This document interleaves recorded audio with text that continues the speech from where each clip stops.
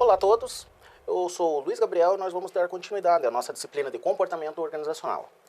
Nessa aula nós veremos sobre os temas de aprendizagem, inovação e mudança nas organizações. O que nós vamos ver aqui? Nós vamos ver o conceito de mudança, o que é mudança organizacional, né? Quais são os fatores que podem levar às mudanças nas organizações, né? Quais são as fontes de resistência à mudança, né, que ocorre dentro das organizações, fatores individuais e organizacionais, como superar essas fontes de resistências e mudança, né, conhecer o modelo de mudança de Kurt Lewin, né, e identificar os 8 passos para a implementação do modelo de mudança de Kotler. Né.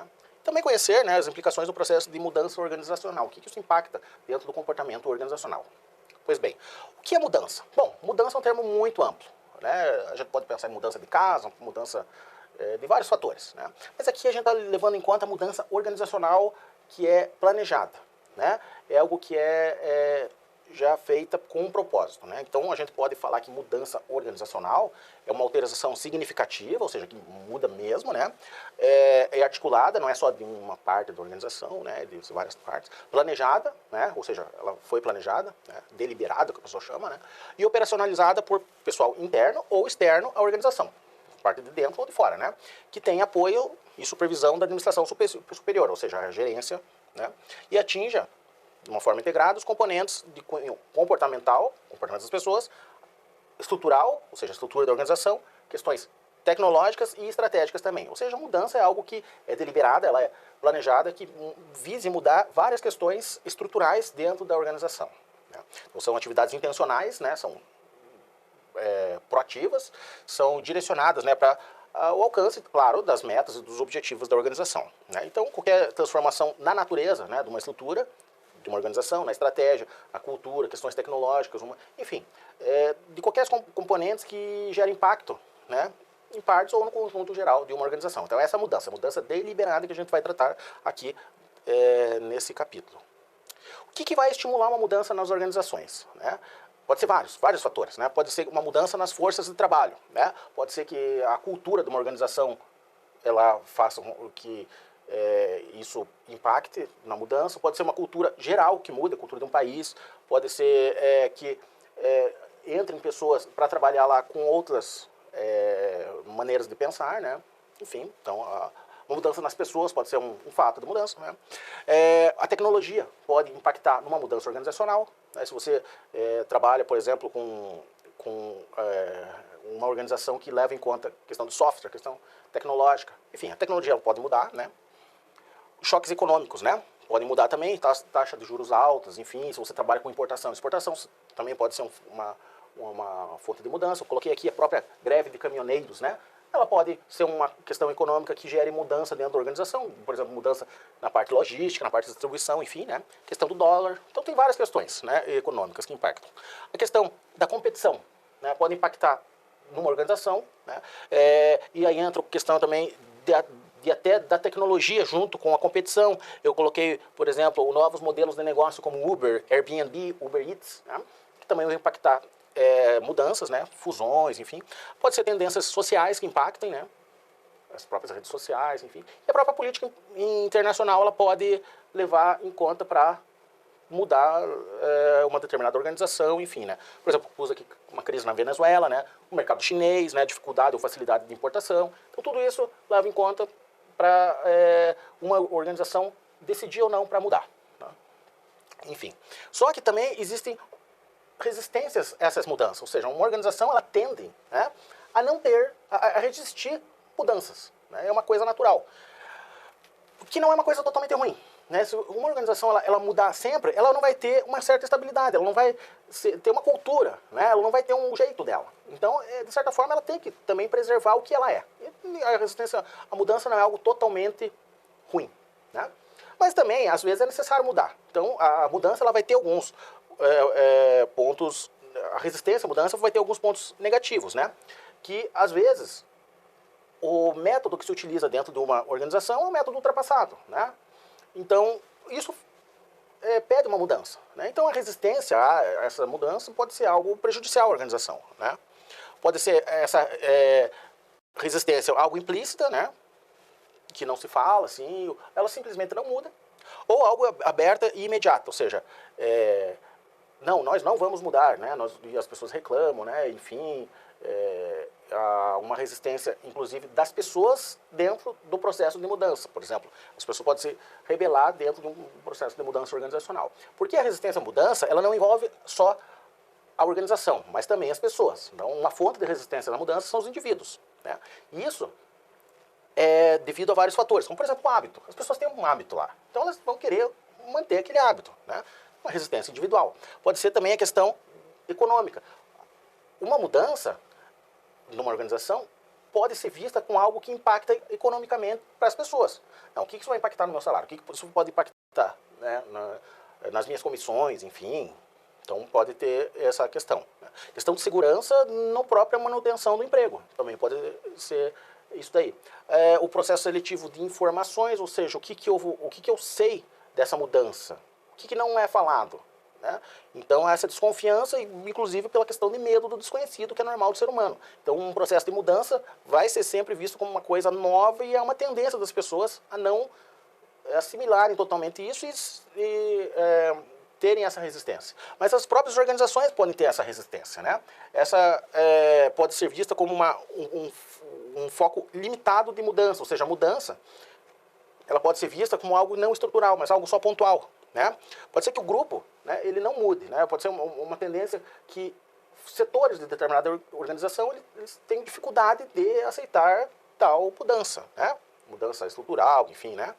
Pode ser que tenha uma ameaça de alocação de recursos, ou seja, bom, se há uma mudança na organização, pode ser que o setor de marketing ache que ele pode sair prejudicado dentro desse processo de mudança, pode ser que ele receba menos recursos, enfim, né? Pode ser que a própria estrutura, né, ela não permita essa mudança, né? Vamos supor que ela está muito fragmentada em departamentos e tal, e a estrutura da organização não permita isso, né? Pode ser uma ameaça à própria especialização de quem trabalha dentro dessa organização, né? Também, principalmente, a questão do poder, né? A questão do poder de pessoas e também de grupos pode ser questionado dentro de um processo de mudança. Então, há essa resistência não só das pessoas, como da organização como um todo, né? Num processo de mudança. Como que você faz para lidar com essa resistência? Como que uma organização pode exercer um processo de mudança, né? Então tem vários métodos, várias ações, que elas podem ser mais democráticas ou podem ser mais coercitivas, menos democráticas, né? Mais autocráticas. Bom, um meio que pode ser utilizado é a educação e a comunicação. Você comunicar qual vai ser a mudança, né? Falar, né, por apresentações, relatórios, enfim, os aspectos positivos da mudança, o porquê está mudando, como vai acontecer, enfim. Então a educação e a comunicação pode ser um processo útil, né? Pode ser também a participação, ou seja, você puxar as pessoas para elas participarem dentro desse processo de mudança. Talvez isso quebre, por exemplo, o medo do desconhecido, porque elas estão participando, elas vão estar no processo ativo ali, né? Pode ser também a questão de facilitação e apoio, né? Pedir também que, participando, né, as pessoas apoiem essa mudança. Ou seja, vamos divulgar como que vai ser tal mudança, né? Por favor, nos ajudem, né? Pedir com que as pessoas não só participem, mas elas deem esse apoio, né, ao processo de mudança. Pode ser também um processo de negociação, né? Se tiver uma mudança que afeta um determinado grupo, ou uma determinada pessoa, enfim, você negocia como você pode, de certa forma, compensar isso, né? Ou também tem a estratégia de manipulação, né? Em algumas organizações pode acontecer, de influenciar disfarçadamente, né, os fatos para atrair mais pessoas que aceitam um processo de mudança, ou então a mudança ela pode ser imposta, né, que é a coerção, né? E ela é posta e se a pessoa não aceitar, usa algumas ameaças, né, com as pessoas que estão ali, né? Quer continuar dentro da organização? Ok, assim, se não, esteja livre-se, né, a entrar à disposição do mercado de trabalho, né? Então, tem essas questões, né? Bom, Kurt Lewin, né, ele é alemão, né, um estudioso no meio do século XX, muitas pessoas chamam de Kurt Lewin, mas ele, por ser alemão, é Kurt Lewin, né? Ele fez um modelo do processo de mudança. Ele fala que toda mudança ela tem mais ou menos 3 passos, que é o descongelamento, que, ou seja, você pegar atitudes, comportamentos e estruturas antigas e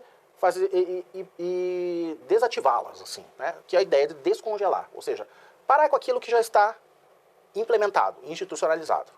E depois, quando você descongela, você abre caminho para essa mudança, né?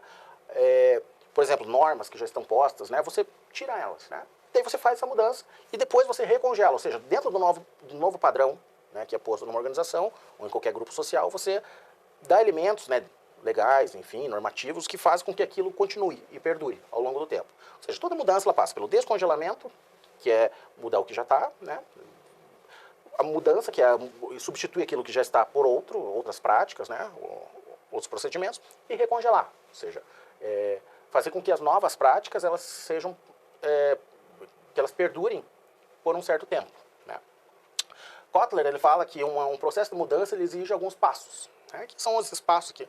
Primeiro, estabelecer um senso comum, né, de urgência para gerar uma razão motivadora pela qual a mudança é necessária. Ou seja, falar, não, nós precisamos mudar por tal questão, né? Outra, formar uma aliança poderosa, a questão social dentro das organizações, a questão de mudança. Ou seja, uma mudança ela vai ser efetiva se, por exemplo, tiver o apoio da alta gerência, né, que é uma aliança poderosa.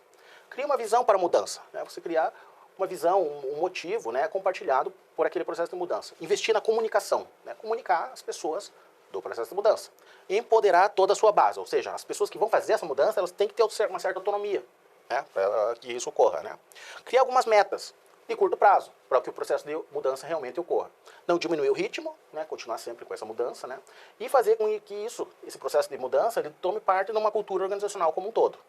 Então, esses são 8 passos da mudança de Kotler, né? E como que isso implica, né, do processo, como que esse processo de mudança ele pode implicar no comportamento organizacional, né? A mudança, né, ela pode visar sempre, ela deve visar sempre uma melhoria de processos, né, de elementos produtivos, elementos de produção, de serviços, enfim, que, de certa forma, melhora a produtividade e diminua custos, enfim, né? E aumenta também a satisfação do cliente, ou seja, ela tem que estar ligada com o desempenho organizacional. É importante também saber quando mudar e quando não mudar. Talvez em condições econômicas que não sejam favoráveis, é importante não mudar, né? É importante também levar em conta que o processo de mudança sempre é um processo de ensino-aprendizagem, né? Então, a comunicação é muito importante dentro disso, né? E deve-se levar em conta também aspectos culturais, principalmente relativos à resistência à mudança, né? Talvez alguma organização que possui uma história muito longa, né, que fala, não, nós somos assim porque nosso fundador quis que a gente seguisse tal processo, né, enfim. Então, isso daí deve ser trabalhado também, essas questões culturais do processo de mudança organizacional.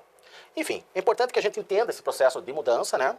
A gente leve em conta a questão da resistência, a gente leve em conta a questão dos agentes de mudança e como fazer esse processo de mudança organizacional, né? Os passos, enfim, e qual que é o impacto que isso tem no comportamento organizacional, né? Então, essas são as referências, né? Bons estudos, muito obrigado.